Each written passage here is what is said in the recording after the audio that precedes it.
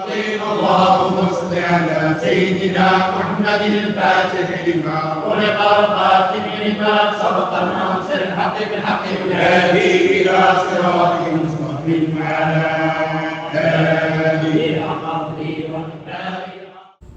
السلام عليكم ورحمة الله وبركاته.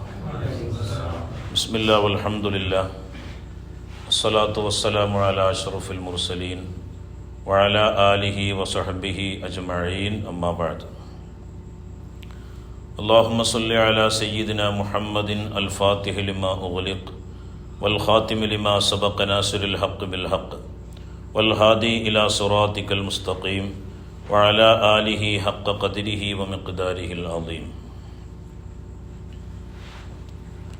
നമ്മൾ വളരെ ചെറിയ പ്രായത്തിൽ തന്നെ കേട്ട ഒരു ഹദീസാണ് അസ്വലാത്തു മിഅറാജുൽ മുഅ്മിൻ.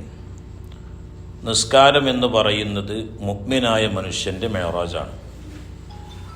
മുഅ്മിനായ മനുഷ്യൻ്റെ മിഅറാജ് എന്ന് പറയുമ്പോൾ നബി സല്ലല്ലാഹു അലൈഹി വസല്ലമ തങ്ങൾ 7 ആകാശവും അതിനപ്പുറവും പോയി അല്ലാഹു സുബ്ഹാനഹു വ തആലയെ കണ്ടുവന്ന ഒരു അനുഭൂതി ഒരാൾക്ക് നിസ്കാരത്തിലുണ്ടാവുന്ന, അതാണ് ശരിക്ക് അസ്വലാത്തു നിസ്കാരം മുഅ്മിനായ മനുഷ്യൻ്റെ മിഅറാജാണെന്ന് പറയണത്.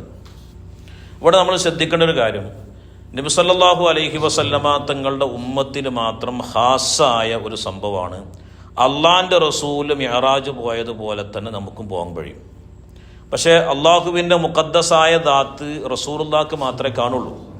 വേറെ ഒരാൾക്കും കാണാനുള്ള കപ്പാസിറ്റിയിലേക്ക് ഒരാൾ എത്തിയിട്ടില്ല. അത് ഇനി ഖിയാമത്ത് നാൾ വരെ ഒരാൾ ഇബാദത്ത് ചെയ്താലും ആ കപ്പാസിറ്റിക്ക് ഒരാൾ എത്തൂല.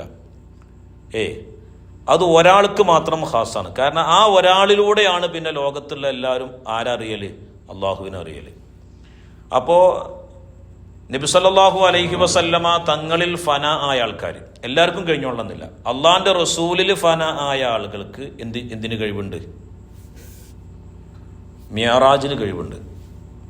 അതാണ് ബഹുമാനപ്പെട്ട അലി റളിയല്ലാഹു അൻഹു നിസ്കാരത്തിലേക്ക് നിൽക്കുന്ന സമയത്ത് പിന്നെ ഓൽക്ക് മിഅറാജാണ്. ഓല് 7 ആകാശവും കടന്ന് അള്ളാഹുവിനെ കണ്ട് നിസ്കാരം സലാം വീട്ടുമ്പോൾ അസ്സലാമു അലൈക്കും വറഹ്മത്തുള്ളാഹ് അസ്സലാമു അലൈക്കും വറഹ്മത്തുള്ളാഹ് എന്ന് പറയുമ്പോൾ ഓല് അള്ളാഹുവിനെ കണ്ട് തിരിച്ചു വരും. ബഹുമാനപ്പെട്ട ഇമാം അബൂ ഹനീഫ റളിയല്ലാഹു അൻഹു അങ്ങനെ നിരവധി ആളുകളുടെ നിസ്കാരങ്ങൾ അള്ളാഹുവിനെ കണ്ട് റസൂലുള്ളാഹ് കണ്ട് ഏത് രൂപത്തിൽ വന്നോ അതേ രൂപത്തിൽ തിരിച്ചു വരുന്നൊരു പ്രതീതി അവർക്ക് ഉണ്ടാവലുണ്ട്. അത് റസൂലുള്ളാഹിന്റെ ഉമ്മത്തിന് മാത്രം ഖാസാണ്. അതുകൊണ്ടാണ് പരിശുദ്ധ ഖുർആനിൽ എന്ത് പറയുന്നത്? വൈലുൽ ലിൽ മുസല്ലീൻ, നിസ്കരിക്കുന്ന ആളുകൾക്കാണ് നാശം, അല്ലേ? അല്ലദീനഹും അൻ സ്വലാത്തിഹിം സാഹൂൻ, നിസ്കാരത്തിൽ ഓല് അശ്രദ്ധാലുക്കളാണ്. കാരണം ഏറ്റവും ഉത്തമമായ ഒരു സംഭവം അല്ലാഹു തആല നിസ്കാരത്തിൽ വെച്ചിട്ടുണ്ട്. എന്താണ്? അള്ളാഹുവിനെ കണ്ടിട്ട് തിരിച്ചു വരിക എന്നുള്ളത്. ഇതിൽ ഏറ്റവും രസകരം എന്ന് പറഞ്ഞത്, അന്നല്ലേ നിസ്കാരം ഫർളാക്കിയത്? അത് മാത്രം മനസ്സിലാക്കിയാൽ മതി. അള്ളാഹിൻ്റെ റസൂല് അള്ളാഹിനെ കണ്ട് തിരിച്ചു വരുമ്പോൾ വേറൊന്നും കൊടുത്തില്ലല്ലോ. ഈ നിസ്കാരം എന്തേ കൊടുത്തത്? ഈ നിസ്കാരം കൊണ്ടേ ഇനി അതുപോലത്തെ ഒരു മിഅറാജ് ആർക്ക് നടക്കുള്ളൂ? ഉമ്മത്തിന് നടക്കുള്ളൂ.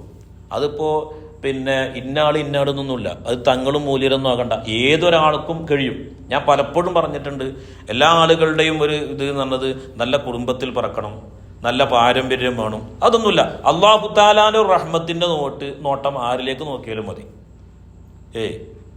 അള്ളാഹുവിൻ്റെ റഹ്മത്തിന്റെ നോട്ടം ആരിലേക്ക് നോക്കിയാലും മതി. ആർക്കും അതിന് കഴിയും. അത് ഏതൊരാൾ, ഏത് ജോലിക്കാരനായാലും കഴിയും. അപ്പോൾ ആ ഒരു സംഭവം ശരിക്കും ഏതിലുണ്ട്? നിസ്കാരത്തിൽ അല്ലാഹു തആല തന്നിട്ടുണ്ട്. പക്ഷെ നമുക്ക് എന്ത് ചെയ്യാൻ കഴിയണില്ല, ആ ഒരു അവസ്ഥയിലേക്ക് നമുക്ക് പോകാൻ കഴിയണില്ല. അതിന് ആദ്യത്തെ പടി ആരാണ്? റസൂലുള്ളാഹിൽ ഫന ആകുന്നതിന് മുമ്പേ ഒരാൾക്ക് ഷെയ്ഖിൽ ഫന ആകണം. ഷെയ്ഖിൽ ഫന ആയി കഴിഞ്ഞാലേ എന്ത് ചെയ്യാൻ പറ്റുള്ളൂ? റസൂലുള്ളാഹിൽ ഫന.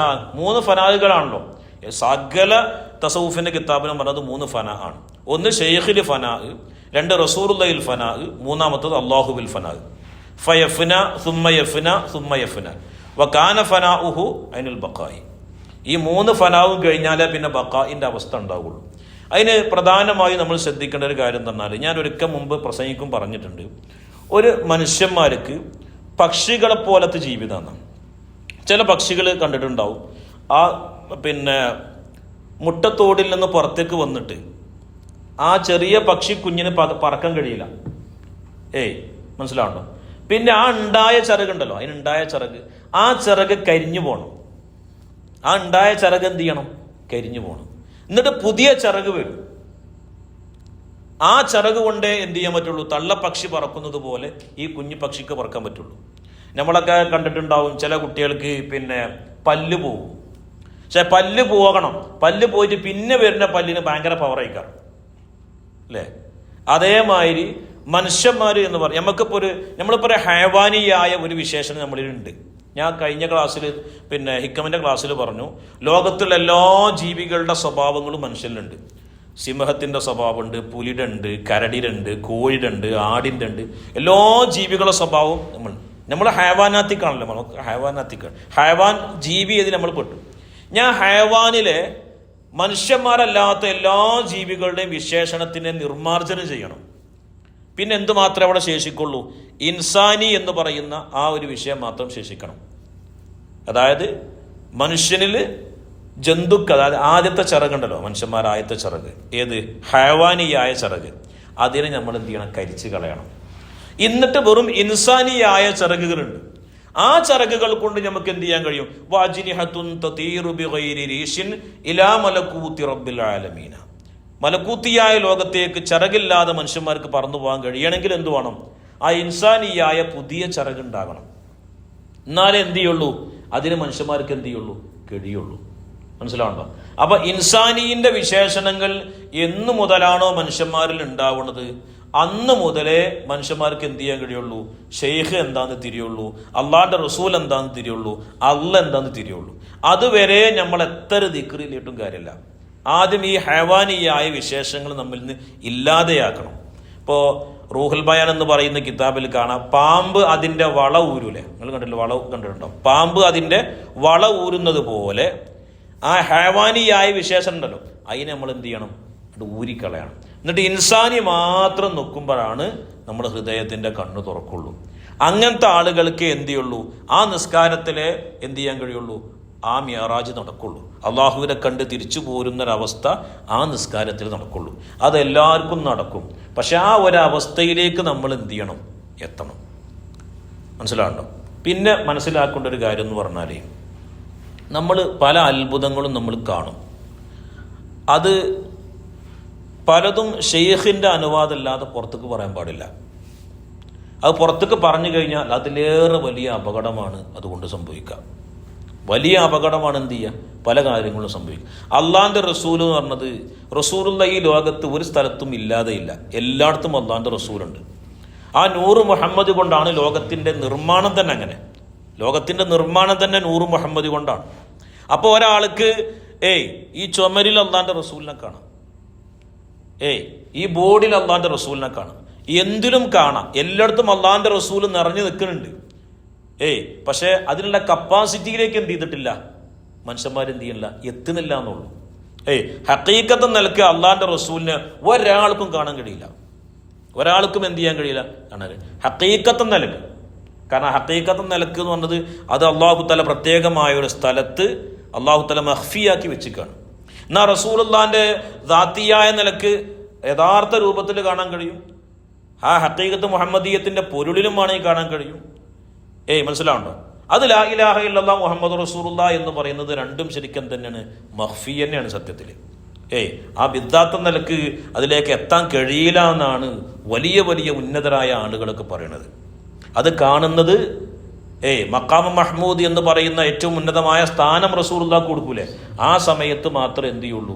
ആ ഒരവസ്ഥയിലേക്ക് എത്തുള്ളൂ. അപ്പോൾ റസൂലുള്ളാഹ് എല്ലാത്തിലുണ്ട്. റസൂലുള്ളാഹിന്റെ പ്രതിബിംബമാണ് ശരിക്കും ആദ്യമായിട്ട് കാണുക. എല്ലായിടത്തും ഉണ്ട്. ഇല്ലാത്തൊരു സ്ഥലമല്ല. അത് നിങ്ങൾക്ക് ബൈക്കുമ്പോൾ പോകുമ്പോൾ കാണാം, എവിടുന്നും കാണാം. ഈ ലോകത്ത് തമിഴ്നാടിൽ നിന്ന് ആന്ധ്രയ്ക്ക് പോയാൽ അവിടെയുണ്ട്, ആന്ധ്രയിൽ നിന്ന് വേറെ സ്റ്റേറ്റിൽ പോയാൽ എല്ലായിടത്തും ഉണ്ട്. എവിടെയും അതില്ലാത്തില്ല. ആർട്ടിക്കയിലും അന്റാർട്ടിക്കയിലും എല്ലാ ഭൂഖണ്ഡങ്ങളിലും അതുണ്ട്. അത് നിറഞ്ഞു നിൽക്കുക. അതുകൊണ്ടാണ് ലോകത്തിൻ്റെ നിർമ്മാണം. പക്ഷെ അത് കാണുന്നൊരവസ്ഥയിലേക്ക് നമ്മൾ എന്ത് ചെയ്യണില്ല? എത്തുന്നില്ല എന്നുള്ളതാണ്. അതുകൊണ്ട് നമ്മൾ ധാരാളം എന്ത് ചെയ്യണം?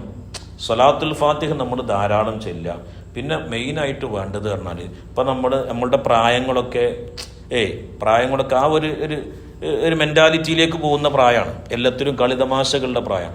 അതിൽ നിന്നൊക്കെ നമ്മൾ കുറേ ഒരു മാറ്റം വന്ന് നമ്മളെ കാര്യം മാത്രം നോക്കുന്നൊരവസ്ഥയിലേക്ക് വരണം.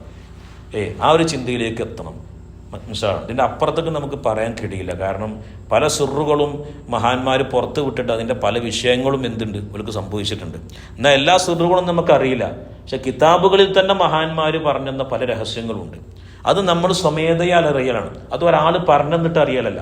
അതുകൊണ്ടാണ് ഗൗസുല്ലാദം പറഞ്ഞത്, നിങ്ങൾ എന്ത് ചെയ്യണം, അള്ളാനെ നിങ്ങൾ കിതാബിൽ തരരുത്, ഏടുകളിൽ നിങ്ങൾ തരേണ്ട, സുഹഫകളിൽ തരേണ്ട. അള്ളാഹുവിനെ അറിയുക, നിങ്ങൾ അധ്വാനിക്കുക, എന്നിട്ട് നിങ്ങൾ സ്വമേധയാൽ എന്ത് ചെയ്യും, അള്ളാഹു അൽ ഫതുഹുർ റബ്ബാനി എന്ന് പറയുന്ന കിതാബിൽ കാണാം. അതുകൊണ്ട് നമ്മൾ നല്ല അധ്വാനിക്കുക. അള്ളാഹു സുബ്ഹാനഹു വ തആല തൗഫീഖ് ചെയ്യട്ടെ. ربنا تقبل منا إنك أنت السميع العليم وتب علينا إنك أنت التواب الرحيم.